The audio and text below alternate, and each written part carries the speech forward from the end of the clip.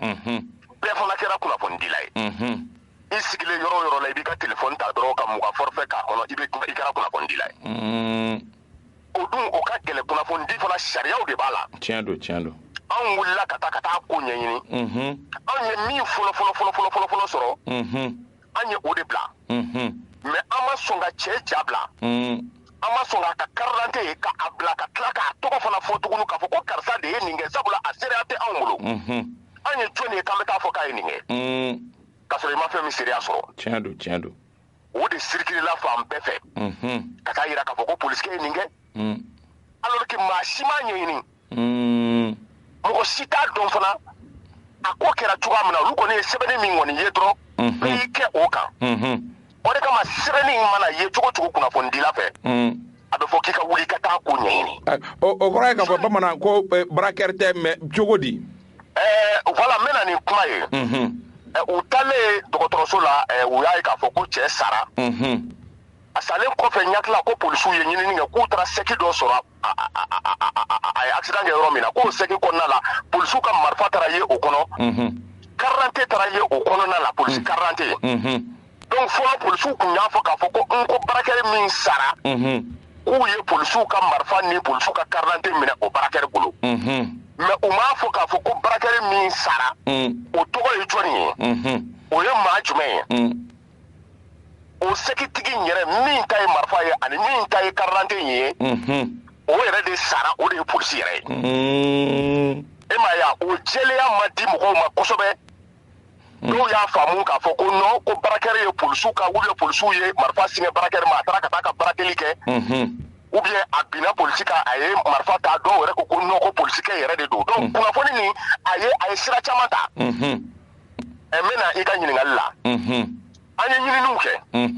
an wulila ka taa se a yɔrɔ la minnu fana kɛra sababu ye ka taa polisikɛ yɛrɛ ka taa dalen lajɛ a ye accident kɛ yɔrɔ min na n'o ye 5e arrondissement an wulila ka se yen fana o kɛra yɔrɔ min na an wulila ka se yen an wulila ka se Gabriel Touré fana la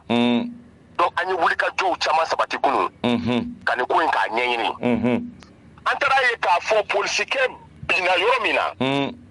ja dɔw bɛ yen ja fɔlɔfɔlɔ min taara polisikɛ fan bɛɛ bɔgɔ k'a da kɔ la fo ka taa se a kɔnɔbara ma wa banalida min bɛ polisikɛ la o banalida in a bɛ ka taa fo polisikɛ kunkolo camancɛ la mɔgɔ min n'a ye accident kɛ n'a ye moto ta k'a bɛ ka boli ni moto ye n'a bɛna accident kɛ e yɛrɛ ka fɔ la o a yɔrɔ jumɛn fɔlɔ bɛ taa accident juguman kɛ walasa a ka sa mais cɛ tɛ na foyi t'a la hali kala wagasinin tɛ a tɛ na blessure min taara yala a taara ye fo a tɔ fan fɛ wa fana a bɛɛ bɔgɔ a nɔgɔlen don o image nin dɛ o ja nin ma di maa si ma donc an ye o ja ɲɛɲini an taara bɛn ni o ja ye o ye kelen ye an taara bɛn n'a ye fana sɛki min fana n'u ko marifa tun bɛ sɛki kɔnɔ polisiw ka fɔ la a dun fɔra ko cɛ ye marifa bɔ ko a yɛlɛlen moto taxitigi kɔfɛ k'a ye marifa da moto taxitigi kunkolo la ko u binna ka a wulila ko ka moto ta ko ka boli ni moto ye o marifa dalen mɔgɔ tɔ la n'a tigi binna o sera ka marifa ta ka o bila sɛki kɔnɔ ka tila ka moto ta ko o boli e ka nin fɛn ninnu bila ɲɔgɔn kɔrɔ ta a ma nɔgɔn a ka gɛlɛn wa sɛki min fana taara ye i bɛ sɛki ja a bɛ maa caman bolo n bɛ kuma ni mɔgɔw ka faamuyali cogow ye u ka ja nin lajɛ sɛki bɔgɔ kelen a nɔ tɛ sɛki in na mais an ye ja min sɔrɔ min yɛrɛ taara accident kɛra yɔrɔ min na polisikɛ fan bɛɛ nɔgɔlen don a fan dɔw bɛ yen olu fana blesselen don a bɛ komi k'u ye polisikɛ bugɔ somɔgɔw baw b'a la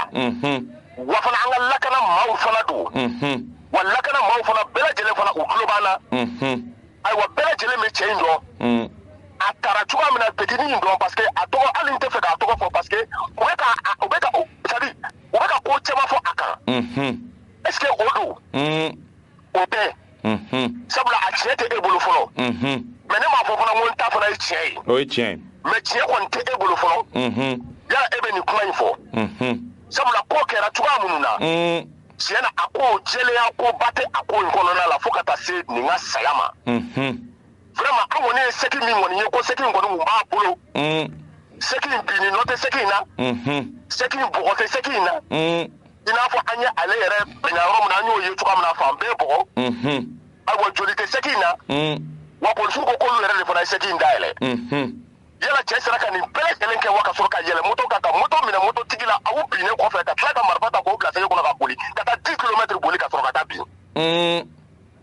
ayiwa kunnafoni de ye nin ye ka da mɔgɔw tulo kan anw ye kojugu kɛlɛbaw ye ayiwa bamanan n'a ko kɛra cogo min dɔgɔkun nata an bɛ nin wele ka se k'a kungun n'a ɲɛɲɛ bɛɛ lajɛlen faamu ka sɔrɔ kɛ i y'a fɔ yɔrɔ caman b'a la minnu ma jɛya fɔlɔ bamanan anw ka bi ma welelen tun don a ka laseliw tuguni an dalen b'a la bɛɛ lajɛlen faamuyali jɔnjɔn sɔrɔ a ka fɔtaw kɔnɔna na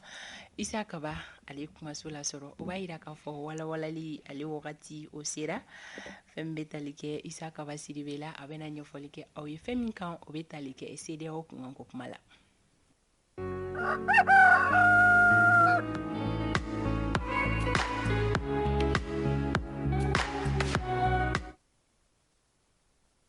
n bɛ foli kɔmasegi d'i ma ka foli di an lamɛnbaga n'an filɛbagaw bɛɛ lajɛlen ma o mana kɛ Mali fan o fan ani Mali kɔkannaw na ka foli belebeleba ta k'a di Aigle du Mali ma siga t'a la Kaba o ye jamanadenw nisɔndiya kosɛbɛ samedi don a kɛra fo naani an famana ni ɲɔgɔnna joie ma dɛ naani ani kanangolo tiɲɛ yɛrɛ yɛrɛ la di kɛra félicitations n'i t'a dɔn k'a fɔ ko bɔlɔntan ka di fo wagati min mana 3 ni 4 kɛ mɔgɔw la a don hali kunu wula fɛ an tun bɛ ka segin k'a match dɔw lajɛ kadali kan donc a ko kɛra balina ko ye ni match goman don u kɛ k'a bɔ i bɛ dimi u kɔrɔ bɛɛ don o don kadali mana segin a kan an bɛ segin k'a lajɛ tuguni tellement k'a nisɔndiya la an bɛ Angliw fo an bɛ u ka encadrement fo ka fédération mɔgɔw fo k'a fɔ an bɛ kuma minnu fɔ a tɛ dabɔ juguya kama ani fana ni polisiw minnu ye a baara kɛ jɛngɛ ma ye baara la ni sen foyi ma ye a la fo n'a kɛra tungurunin donnaw ni kunnafonidilaw ni ɲɔgɔn cɛ olu ko k'u bɛ conférence de presse la olu b'o ko ɲɛnabɔ mais kunu samedi kɔni baaraw taabolo ɲana a fantan naani bɛɛ lajɛlen fɛ o foli bɛ di finitigilakaw ma ka foliba di Aigle n'u ka encadrement ma ka fédération mɔgɔw fo a jara bɛɛ lajɛlen an ye a kuma fɔ n ko sɔngɔw ka ca billet sɔngɔ ka ca u ye a kuma lamɛn u ye dɔbɔ bio sɔngɔ la an b'u fɔ o fana na o b'a yɛrɛ k'a fɔ an bɛ kuma minnu fɔ u lamɛn lase minnu bɛ kɛ ni olu bɛ mɛn olu ka di an ye kojugu a dabɔkun ye baaraw bɛɛ lajɛlen bɛ se ka dalabɛn cogoya min na an bɛ don an ka bi walawalali kɔnɔna la Isa Kaba an bɛ taga fɛn bɛ tali kɛ juin kalo tile 4 Ganakaw fɛ yen nɔ kɛrɛnkɛrɛnnenya la Akara Mali kunkanko kuma o kun kan ka taa fɔ yen nɔ ka taa se Burkina ani Guinée ma anw ka bidon kumasen an ye min suganti Kaba o de blocage ye munna blocage ye dɔrɔn an b'a fɔ balan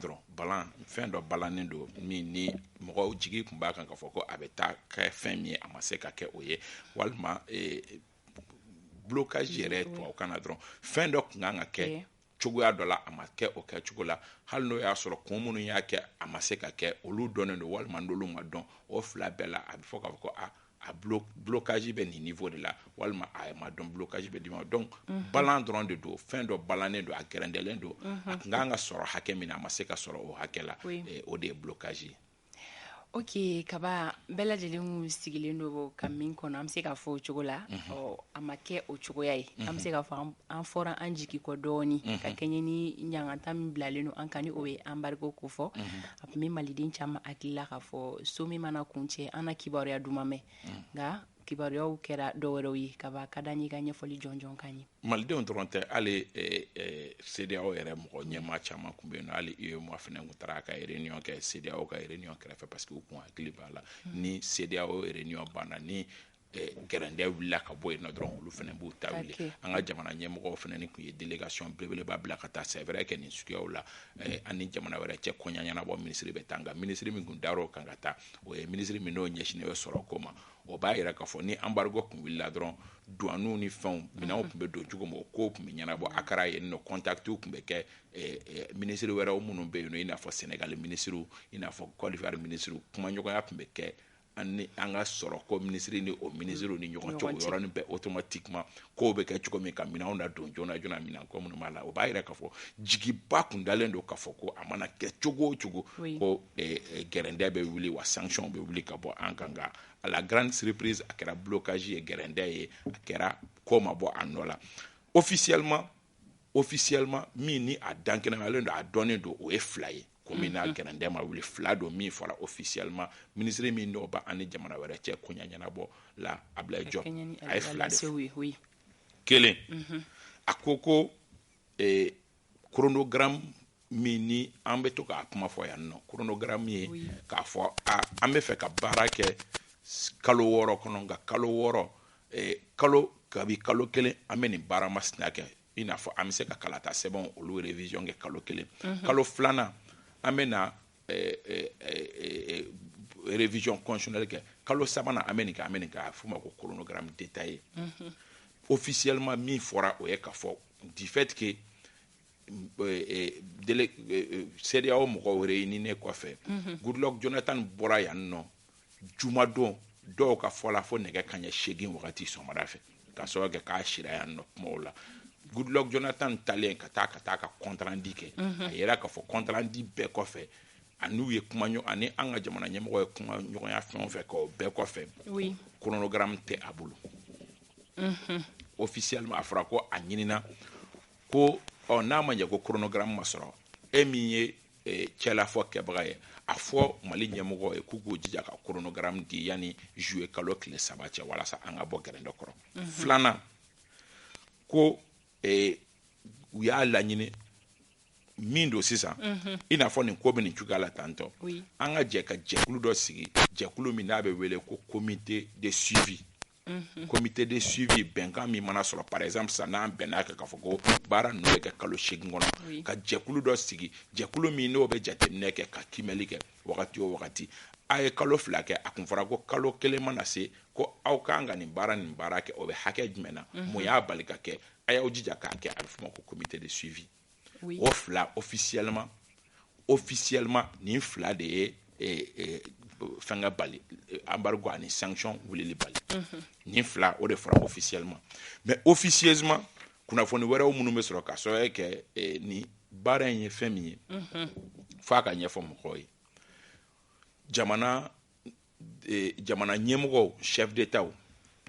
olu de bɛ fara ɲɔgɔn kan ka don soba kelen kɔnɔ u n'u masurunamɔgɔ gɛlɛnw ka kuma u masurunamɔgɔw ye u ka garde corps olu dɔrɔn de bɛ don u nɔfɛ hali olu yɛrɛ fana ni bɛɛ tɛ don peut-être que kelen donc o b'a yira k'a fɔ kuma minnu bɛ fɔ a kɔnɔ a kumaw mɛnli ka gɛlɛn kosɛbɛ mɔgɔ wɛrɛ fɛ ni u yɛrɛ dama ma fɔ o b'a yira k'a fɔ jamanakuntigi 12 ɲɔgɔnna olu de kun faralen ɲɔgɔn kan ka sɔrɔ kɛ jamana 3 CEDEAO ye jamana 15 ye ka jamana 3 gɛrɛndɛ bɛ olu kan olu sanctionné olu tɛna jɛrɛ la donc jamana 12 olu jamana ɲɛmɔgɔ walima o chef de gouvernement olu de ye ɲɔgɔn sɔrɔ salle kɔnɔ ka se ka hakilina miiri kɛ donc o hakilina miiri sen fɛ officieusement kuma minnu n'olu bɛ fole n'olu bɛ sɔrɔ o dɔw ko laɲini min kɛra o ye ka fɔ Goodluck Shira Bamakɔ yan nɔ commune na k'a ɲinina jamana ɲɛmɔgɔ fɛ n'o ye Assimi ye ko a k'a lajɛ min bɛ se ka kɛ o ye ka gouvernement falen ka gouvernement kɛ gouvernement d'union ye n'i y'a ye an tɛ ka taa olu bolo n'i y'a ye baaraw tɛ ka taa c'est parce que bɛɛ tɛ k'i yɛrɛ ye baaraw kɔnɔ bɛɛ k'i yɛrɛ ye baara kɔnɔ ko n'o kɛra ko baaraw bɛ taa o ye kelen ye filanan ko ka premier ministre sigi premier ministre min ni politique mɔgɔ tɛ qui est neutre min ni politique mɔgɔ tɛ k'a fɔ k'a bɛ tendance dɔ la a bɛ M5 mɔgɔw de fɛ ou bien a bɛ karisaw de fɛ ko ka premier ministre dɔ sigi premier ministre min tɛ o tendance si kɔnɔ o ye filanan ye sabanan o ye ni min fɔra tantɔ comité de suivi dɔ o kuma fɔra donc o b'a yira k'a fɔ officieusement ni kuma nin de fɔra dɔw fana b'a fara a kan k'a ɲinina Mali fɛ ko Mali k'i sen bɔ Irisi la sen na bɔ an tɛ se k'an sɔnni sigi o la ne kɔni ma da o la k'a fɔ ko CEDEAO jamana ɲɛmɔgɔ bɛ sɔn k'a fɔ k'a ko Mali pays souverain k'a sen bɔ karisa sen na lakana ko hukumu kɔnɔ o bɛ bali ne la kosɛbɛ mais o bɛ a sɛbɛnfuraw kɔnɔ fan dɔw fɛ mais ninnu fila k'a fɔ ko gouvernement d'union ka sigi bɛɛ k'i yɛrɛ ye gouvernement kɔnɔ ani premier ministre neutre olu ye kuma minnu ni mɔgɔ tɛ se k'i sɔnni sigi olu yɛrɛ kan à 100% mais o kuma ninnu olu bɛ kuma ninnu jukɔrɔ officiellement n y'a f'i ɲɛna n ko fila don min ni Ablaye Diop yɛrɛ y'o fɔ k'o jɛya mɔgɔ bɛ se k'o fɔ i da camancɛ la i tɛ malo mais ni fila minnu filɛ n'an ye olu fɔ mise en place d'un gouvernement d'union nomination d'un premier ministre neutre olu ye kumaw ye minnu n'u kan ka minɛ ni sɔni ye mɔgɔ tɛ se k'o minɛ ni 100% ye donc ninnu de ye kumaw ye officiellement min fɔra ani officieusement min fɔra ko kɛra blocage ye o de hukumu kɔnɔ laɲini kɛra ko ninnu bɛɛ lajɛlen mana fara ɲɔgɔn kan ko n'o ɲɛnabɔra ni o ɲɛnabɔra juillet kalo tile 3 ko jɛrɛ ordinaire bɛ kɛ ka sɔrɔ kɛ min kɛra sibiri don o tun ye réunion extraordinaire de o tun ye sommet extraordinaire ye nka sommet ordinaire min ni a mɔgɔw ma diyagoya wele ka na parce que ko balalen bɛ yen mais o ye sommet ye min kan ka kɛ ka kɔrɔ o kan ka kɛ le 3 juillet donc mɔgɔw bɛ ɲɔgɔn sɔrɔ o kɛnɛ kan jigi b'a kan tuguni k'a fɔ ko sanction bɛ wuli mais Fanta Tomo ta k'a fara a kan minnu bɛ yen nɔ o ye k'a fɔ gouvernement ko ale ye baara kɛ min kan o ye kalo 24 ye k'ale baara kɛ kalo 24 kan o de chronogramme dira d'accord an ye kibaruya min sɔrɔ o ye k'a fɔ CEDEAO maa ɲɛmaw bɛ min kan o kari ye min ye ko o ye kalo 18 ye mais jateminɛw y'a jira k'a fɔ bɛn sɔrɔ ka di kosɛbɛ kalo 18 na hali Mali yɛrɛ bɛ sɔn ka sɔn kalo 18 ma mais ninnu kokura minnu farala kan nin ye n'o ye gouvernement d'union ko kuma ani premier ministre neutre ko kuma n hakili la o de ye blocage kɛ sinon Mali kun sɔnna 18 mois la mais fɛn kura min farala kan o ye gouvernement ko kuma ni premier ministre ko kuma ye mɔgɔ caman tɛ k'o jateminɛ ne bolo blocage bɔra au niveau de la o de y'a kɛ mɔgɔw kun jigiba b'a kan k'a bɛ wuli fɛnkɛ kun mana bɔ ni baara kun banna CEDEAO kun bɛ communiqué de kɛ communiqué kɔnɔ a b'a fɔ ko an ye Mali ka sanction wuli an ye embargo wuli nka a ɲinina Mali fɛ a ka nin kɛ ka sɔrɔ Mali ma sɔn o détail ninnu ma gouvernement d'union ko kuma premier ministre neutre ko kuma bɛn a ma ko o de la ko in kɔtɛrɛma bɔra il faut que mɔgɔw ka analyser en profondeur. Ok, kaba ko kɔtɔrɔma bɔra ka taga bila juillet kalo tile 3 la maintenant kaba i bɔra ka lase minnu kɛ tantɔ ni olu bɛ se ka fɔ ko officieusement donc ni o y'a sɔrɔ la tiɲɛ yɛrɛ la o ye CEDEAO ka laɲini ye yalima Mali marabagaw bɛ nana sɔn o condition in ma yanni juillet kalo tile 3 cɛ wa ɲininkali belebeleba ye o de ye bibi in na n'i ye o ta k'o jateminɛ i b'a ye k'a fɔ peut-être gouvernement d'union peut-être gouvernement d'union gouvernement bɛ dayɛlɛn ka mɔgɔw ladon mɔgɔ minnu n'olu ye tendance ye mais n dalen t'a la k'a fɔ an bɛ yɔrɔ min na i komi sisan k'a fɔ ko premier ministre min bɛ yen nɔ k'a fɔ ko colonels bɛ sɔn k'u bolo b'a kan nka jamana ko don hali premier ministre yɛrɛ bɛ se k'a ye k'a fɔ bibi in na ni gɛrɛndɛ ye ale de sababu ye peut-être k'a yɛrɛ b'a décider ka démissionner mais bibi in na gɛlɛya yɛrɛ bɛna kɛ yɔrɔ min ye sisan o ye premier ministre de ka niveau ye mais k'a fɔ ko jamana ɲɛmɔgɔw bɛ sɔn walima o tɛ sɔn politique bankun don et puis mɔgɔ si tɛ diɲɛ kɔnɔ k'a fɔ ko ni e tɛ yen ko foyi tɛ kɛ n'i fatura i b'a dɔn k'a fɔ ko fɛnw bɛ kɛ k'a sɔrɔ i tɛ yen nɔ donc ni gɛrɛndɛ ye ale de ye hakili la solution kan ka se ka sɔrɔ o la bibi in na kɔni ne hakili la gɛrɛndɛ bɛ sɔn ka kɛ o yɔrɔ in de ye kosɛbɛ premier ministre nomination walima premier ministre ka bɔ premier ministre ya la gɛlɛya yɛrɛ bɛna kɛ o de ye don nataw kɔnɔna la wa journaux caman yɛrɛ y'a fɔ sɔgɔmada in na yɔrɔ i b'a dɔn k'a fɔ mɔgɔ caman bɛ yen nɔ bibi in na minnu sago ye ale ka taa ka bɔ premier ministre ya la mɔgɔ caman fana bɛ yen nɔ minnu bolo an bɛ transition in tête pensante ye ale de ye hakilina miiri na a fɛn o fɛn bɛ yen nɔ mɔgɔ caman bolo n'i y'ale tigɛ ka bɔ a la a baaraw bɛ gɛlɛya mɔgɔ caman bolo hali an ni Faransi cɛ gɛlɛyaw ni fɛngɛw ale de ka hakilina miiriw n'a ka fɛngɛw don n'i y'ale bɔ yen donc bibi in na o de bɛna kɛ gɛlɛya ye min bɛna peser kosɛbɛ sanction wulili kan n'o y'a sɔrɔ kɔni k'a fɔ yɔrɔ n y'a fɔ ko officieusement de don n'o y'a sɔrɔ o bɛ tabali kan k'a fɔ ko premier ministre kunkolo de bɛ tabali kan fo ka premier ministre bɔ yen n dalen t'a la k'a fɔ ko juillet kalo tile 3 a bɛ wuli nɔgɔya la ne dalen t'a la k'a bɛ wuli nɔgɔya la kumakuncɛ kuma kaba kumakuncɛ kuma o ye appel ye ka ɲɛsin jamanadenw ma mɔgɔw k'u janto parce que fɛn min ni a bɛ huis clos la a huis clos kumaw o ka gɛlɛn bi mɔgɔ kelen pe de bɛ yen min bɛ maliden bɛɛ kunnafoni nin kɔkan ko ninnu kan mɔgɔ kelen a mɔgɔ kelen a bɛ se ka an manipuler i n'a fɔ a bɛ se ka kunnafoni ɲuman di an ma cogo min donc mɔgɔw k'u janto fɔtaw ani kɛtaw la parce que n'i y'a jateminɛ kuma dɔw la a fɔra kunnafoniw na k'a fɔ ko Ghana Nigeria ani Niger k'olu de y'u ban ko sanction tɛ wuli ka bɔ an kan n'i ye o ta k'o jateminɛ i b'a ye k'a fɔ est-ce que mɔgɔ min bɛ kunnafoni di an ma tuma dɔ la a tɛ se k'an manipuler parce que bi n'i y'a fɔ k'a fɔ ko Côte d'Ivoire de y'i ban walima Togo de y'i ban walima nin de y'i ban olu ye an kɛrɛfɛ jamanaw ye dimi bɛ bonya kosɛbɛ ce qui fait que u bɛ mɔgɔw choisir mɔgɔ minnu ni o dimi tɛ bonya an kan donc il faut vraiment faire énormément attention et puis a kɛlen don tant que n'o tigi ma min fɔ mɔgɔw b'a fɔ k'a tɔ bɛɛ ye nkalon k'a sɔrɔ tuma dɔw la mɔgɔw ka sources tɛ kelen ye mɔgɔw ka kunnafoni sɔrɔ yɔrɔ tɛ kelen ye mais kunnafoni tɛ se ka kɛ ni mɔgɔ kelen m'a ka Twitter kɛ k'a fɔ ko nin de ye kunnafoni ye an b'a fɔ k'a tɔ bɛɛ ye nkalon ye il faut éviter cela bɛɛ n'i ka kunnafoni sɔrɔ yɔrɔ n'a sɔrɔ cogo don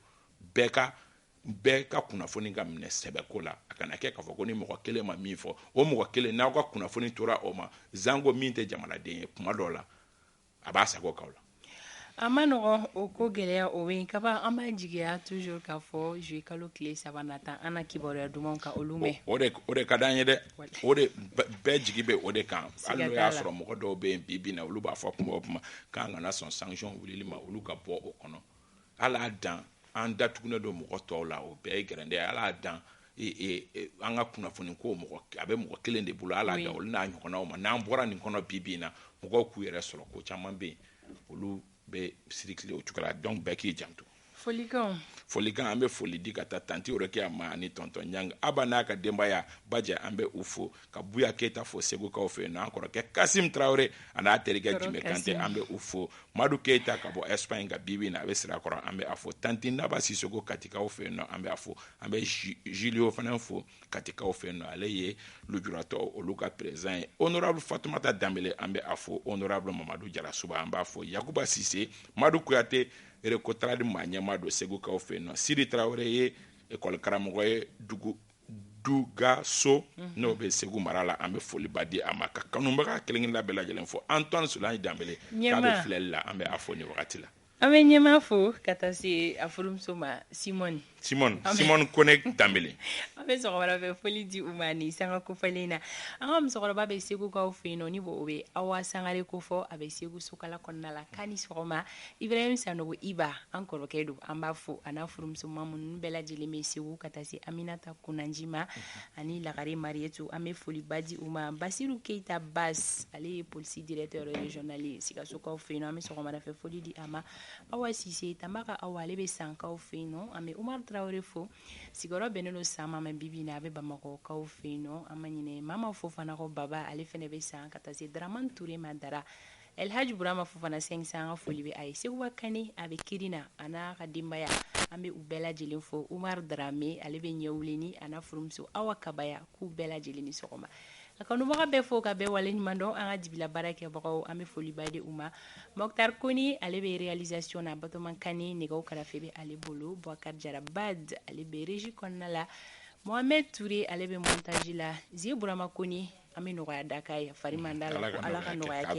k'a se k'a yɛrɛ ma an b'a furumuso fo Lagare an ka foliba bɛ u ye Mayanbugukaw fɛ yen nɔ ko Zie ma ko ala ka lafiya di a kanubaga bɛɛ lajɛlen fo bi tɛnɛ renouveau matin bɛ datugu ɲanyɔrɔ la sɔɔni nɛgɛ kanɲɛ 9 aw ni Adel Samake bɛ ɲɔgɔn sɔrɔ dugu kunkanko kan sini sɔgɔma 7h15 an bɛ segin ka ɲɔgɔn lasɔrɔ ni ala ye o yira an na ala ka tile yɛrɛ Renouveau FM Bacɛma fara ji tɛ toli tile tɛ ja gɔngɔli ma sokɛ